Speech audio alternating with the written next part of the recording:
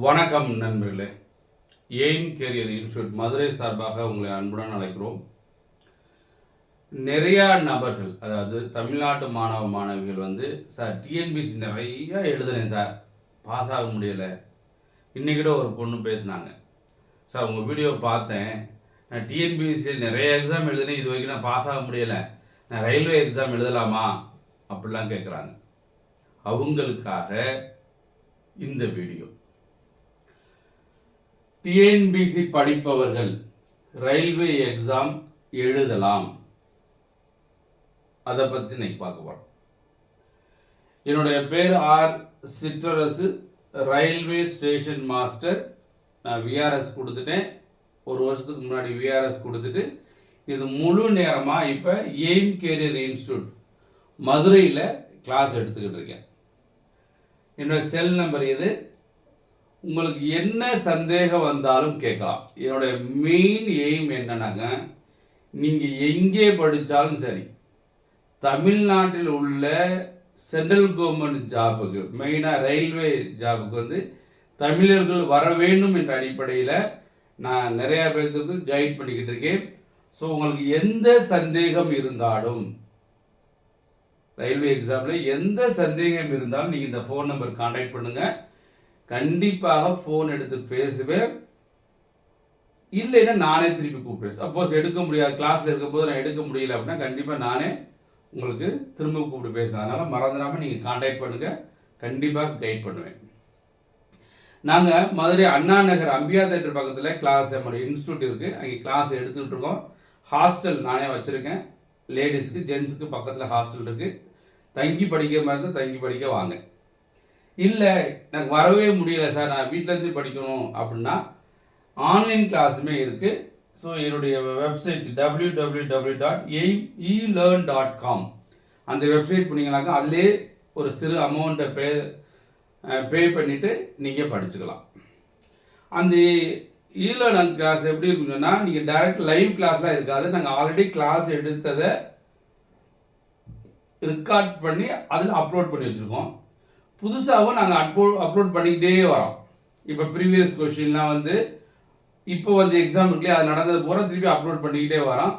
அதனால் நீங்கள் வேறு வழியே இல்லை, வாய்ப்பு இருந்தால் நேரம் வந்து படிங்க.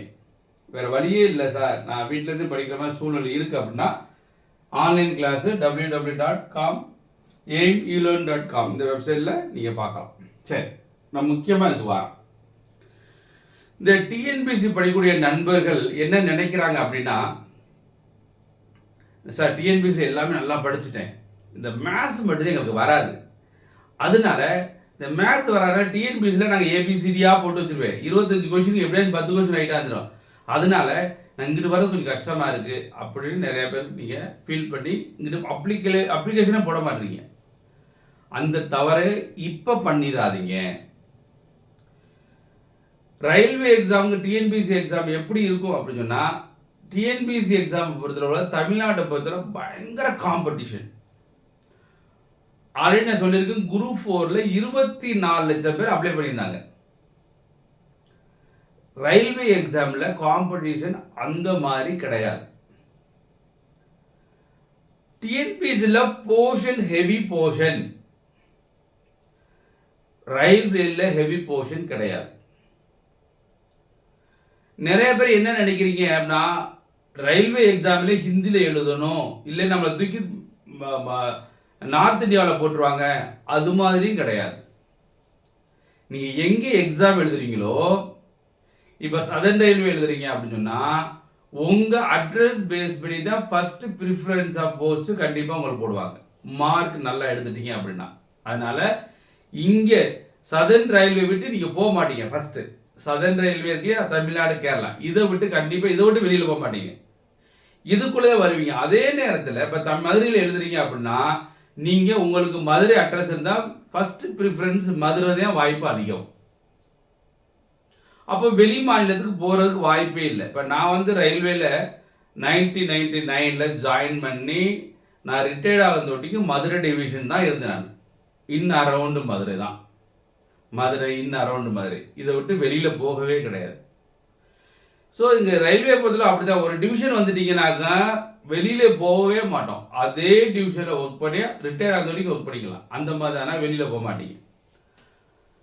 இதில் என்ன வரும், டிஎன்பிஎஸ்சிக்கு என்ன சேஞ்சஸ்னா, டிஎன்பிஎஸ்சியில் ஜிகே படிக்கிறீங்கன்னா அதே ஜிகே படிக்கலாம், கொஞ்சம் அட்வான்ஸாக கொஞ்சம் வித்தியாசமாக இருக்கும் ஜிகே, அதை படிக்கணும் இதுக்கு. ஸோ ஜிகே அதில் படித்ததுனால இதில் ஜிகே படிக்கும்போது உங்களுக்கு ஈஸியாக இருக்கும். இதில் எக்ஸ்டர்னாக படிக்கிறீங்க மேத்தமெட்டிக்ஸ் அண்ட் ரீசனிங். இந்த மேத்ஸ் நினைக்கிறாங்க, ஐயோ பயங்கரமாக வந்துடும், டிஃபரன்சியேஷன் இன்டகிரேஷன் அதெல்லாம் வந்துடும் அப்படி நினைக்கிறாங்க. அதையும் பயப்பட வேண்டாம். 10th அண்ட் பிலோ அப்படி தான் கொஸ்டின் கேட்பாங்க. ரொம்ப ஈஸியாக தான் கேட்பாங்க. திரும்ப திரும்ப இல்லை, நீங்கள் படிச்சுட்டீங்கன்னா ரொம்ப ஈஸியாக இருக்கும். நம்ம என்ன நினைப்போம், நாங்கள் படிக்காமல் போயிட்டு, சில பேருக்கு நான் படிக்காமல் போனால் ரொம்ப ஈஸியாக இருக்கும், நல்லா படித்தா ரொம்ப ஈஸியாக இருக்கும். அந்த மாதிரிலாம் படிக்கணும். அதில் தெளிவாக புரிஞ்சு படித்தா கண்டிப்பாக நம்ம சக்ஸஸ் பண்ணலாம். அப்போது ரயில்வே எக்ஸாமில் என்னென்ன வரும் அப்படின்னா, நம்மளுக்கு மேத்ஸ் வரும், அதாவது கணக்கு வரும், ரீசனிங் வரும், அண்டு ஜிகே வரும். இந்த 3 பார்ட் மட்டும்தான் வரும். இதுக்கு மேலே எதுவுமே வராது. இப்போ ஆல்ரெடி இங்கே டிஎன்பிஎஸ்சி படிக்கீங்க, ஆல்ரெடி ஜிகே வரும், நல்லா இருப்பீங்க. இந்த 2 மேத்ஸ் ரீசனிங் மட்டும்தான் நீங்கள் படிக்கணும். அதுவுமே ஈஸியாக இருக்கும். ஆனால் படிக்கிறத நீங்கள் ஃபார்முலா பேஸில் படிக்கக்கூடாது.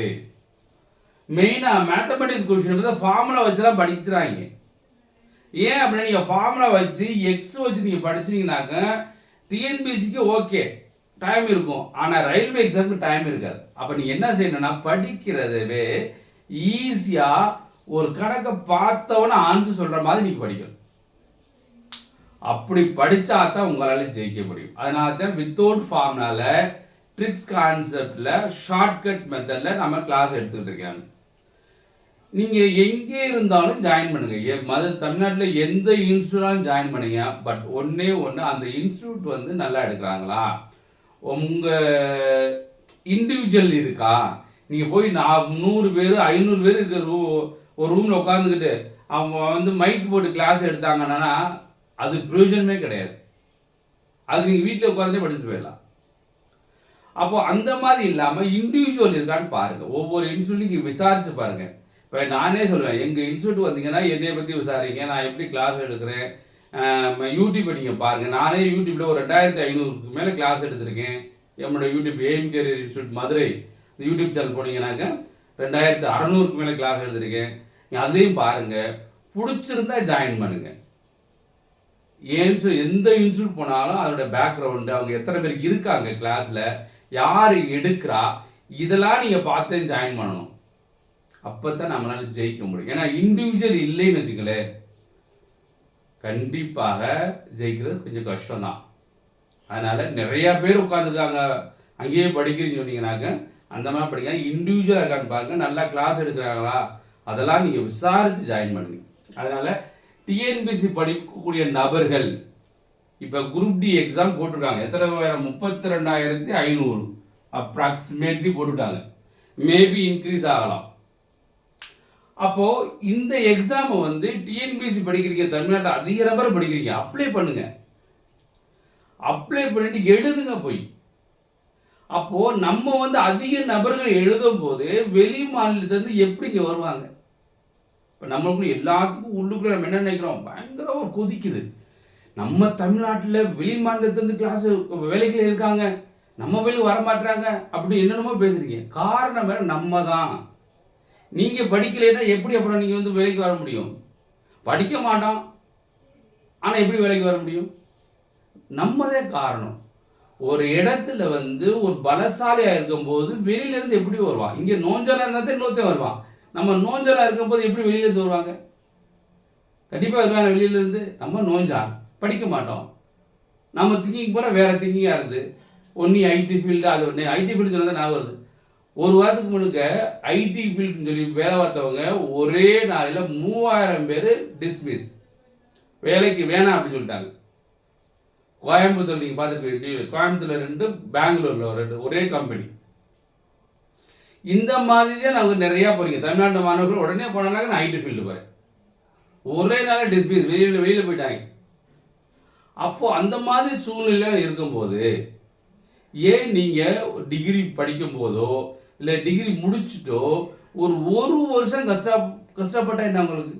ஒரு வருஷம் கஷ்டப்படுங்க, பயங்கரமாக ஹார்ட் ஒர்க் பண்ணுங்க. ஒரு வருஷம் ஹார்ட் ஒர்க் பண்ணால் கண்டிப்பாக ஜெயிக்க முடியும். சும்மா ஒரு வருஷம் பேருக்கு படித்தாலும் ஜெயிக்க முடியாது. ஒரு வருஷம் நானும் இன்ஸ்டியூட்டில் உட்காந்து ஜாயின் பண்ணி படிக்கிறேன், அதெல்லாம் முடியவே முடியாது. ஒரு வருஷம் படித்தாலும் உயிரை கொடுத்து படிக்கணும். சும்மா ஜாலிக்கு காலேஜ் மாதிரி வந்து காலையில் வந்துட்டு சாயங்காலம் போகிறேன், காலையில் மதியம் போகிறேன், நடத்தும் போது மட்டும் அப்படி பார்த்து எழுதி போகிறேன், வீட்டில் போய் படிக்க மாட்டேன், அப்படி செஞ்சால் பாஸ் பண்ண முடியாது. Always studies. ஒரு வருஷம் தான் உங்களுக்கு சொல்கிறேன், ஒரு வருஷம் ஒரு செகண்டோட வேஸ்ட் பண்ணாமல் படிச்சிங்கனாக்க உங்களுக்கு வேலை உண்டு. அந்த மாதிரி படிங்க, கண்டிப்பாக ஜெயிக்க முடியும். அதனால் டிஎன்பிசி படிப்பவர்கள் ரயில்வே எக்ஸாம் கண்டிப்பாக எழுதலாம். ஏஜ்மே உங்களுக்கு ஹையஸ்ட் ஏஜ் கொடுத்துருக்காங்க. இப்போ 3 வருஷம் எக்ஸாம்ஷன் எல்லாத்துக்குமே. நார்மலாக ஜென்ரலுக்கு வந்து 33 தான் இருக்கும் ஜென்ரலுக்கு, ஆனால் இப்போ 36 வயசு வரைக்கும் எழுதலாம் ஜென்ரல் கேண்டிடேட். ஓபிசி வந்து நார்மலாக 36 தான் இருக்கு, ஆனால் இந்த வருஷம் 39 வயசு வரைக்கும் எழுதலாம். எஸ்சி எஸ்டிக்கு வந்து 30 இதில் ஒரு 39 தான் இருக்கும். இந்த வருஷம் 41 வயசு வரைக்கும் 38 தான் இருக்கும், இப்போ 41 வயசு வரைக்கும் எழுதலாம். ஸோ இந்த மாதிரி இப்போ ஏஜ்மே உங்களுக்கு ஹையஸ்ட் ஏஜ் கொடுத்துட்டாங்க. நல்ல வாய்ப்பு. இப்போ இன்னைக்கு கூட ஃபோன் பண்ணாரு, சார் எம்எஸ்சி முடிச்சிருக்கேன், எனக்கு 41 தொட போகுது. அதாவது அவங்க ஒரு எஸ்சி கேண்டிடேட் 40 வயசும் 7 மாதம் ஆச்சு சார், நான் எழுதலாமா அப்படிலாம் கேட்டாங்க. நிறைய பேருக்கு தெரிய மாட்டேது ஏஜ். 40 வயசு வந்துட்டாலே நமக்கு எக்ஸாம் எழுத முடியாது, ரயில்வே எக்ஸாம் எழுத நிறைய பேர் அது தெரிய மாட்டேது. அதனால அவேர்னஸ் பண்ணுங்க. நான் ஒரு ஆள் மட்டும் சொல்லி கற்றுக்கிட்டே இருக்க பத்தவே பத்தாது, நிறைய பேத்துக்கு சொல்லுங்க, எழுதப்பா அப்ளை பண்ணுங்க. உங்கள் ஃபீஸுமே வந்து எஸ்சி எஸ்டி அண்டு அவங்களுக்கு வந்து 250 ரூபா கட்ட போகிறீங்க, அது திருப்பி எக்ஸாம் எழுதணும், திருப்பி ரீஃபண்ட் ஆகிடும் உங்களுக்கு ஆட்டோமேட்டிக்காக உங்கள் அக்கௌண்ட்டுக்கு. ஓபிசி கேட்டு ஜென்ரல் கேட்டு 500 கட்டிங்கனாக்கா ஆட்டோமேட்டிக்காக திருப்பி 400 கொடுத்துருவாங்க. ஸோ ஃபீஸுமே ஒன்றும் பிரச்சனை கிடையாது. அப்புறம் ஏன் எழுத மாட்டேறீங்க?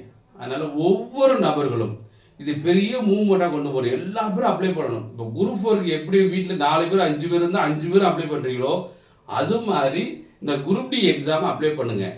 அதிக நபர்கள் அப்ளை பண்ணணும். இது முக்கிய காரணம் நீங்களாக தான் இருக்கணும். அப்போ உங்கள் குரூப்பில் இருக்க எல்லா குரூப்புக்கையும் அனுப்புங்க.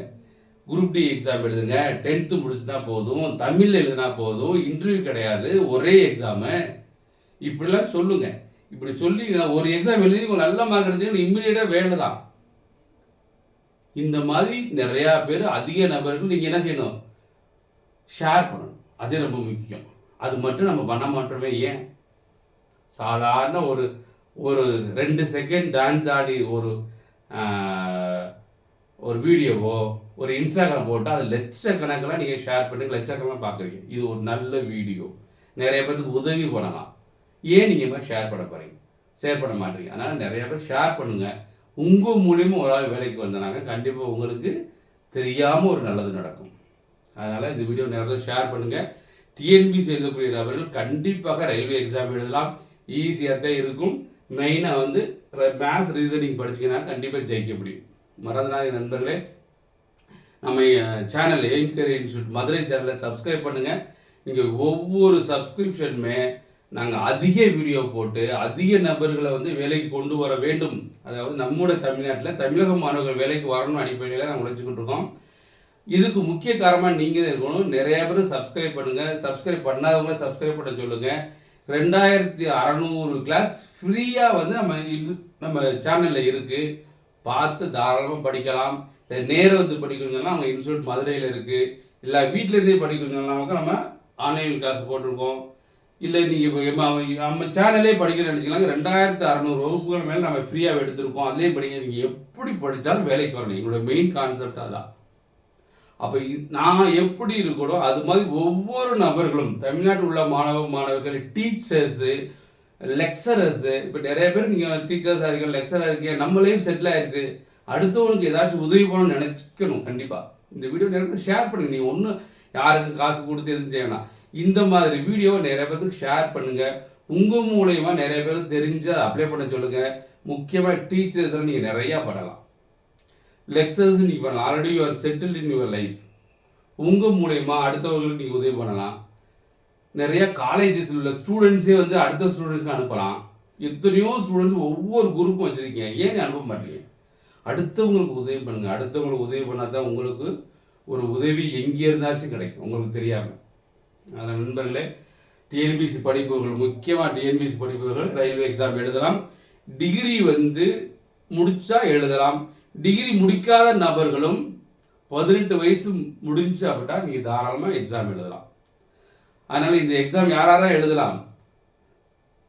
10th முடிச்சிருந்து 18 வயசு முடிச்சு கம்ப்ளீட் ஆயிடுச்சு. எப்போ கம்ப்ளீட் ஆகிருக்கணும்னா 1/1/2025 இந்த டேட் படி 18 வயசு முடிஞ்சா நீங்கள் அப்ளை பண்ணலாம். டிகிரி முடிச்சு அப்ளை பண்ணலாம். வயசுமே எஸ்சிஎஸ்டி 41 வயசு, ஓபிசி 39 வயசு, ஜென்ரலுக்கு 36 வயசு உள்ள நபர்களும் அப்ளை பண்ணலாம். நல்ல வாய்ப்பு. இந்த வாய்ப்பை விட்டுறாங்க. உயிரை கொடுத்து படிங்க, கண்டிப்பாக நம்மளுக்கு வேலை வரும். நண்பர்களே, மறந்துடாமல் நம்ம சேனலை சப்ஸ்கிரைப் பண்ணிவிட்டு பிடிச்சதை லைக் பண்ணி நிறைய கமெண்ட் பண்ணுங்கள்.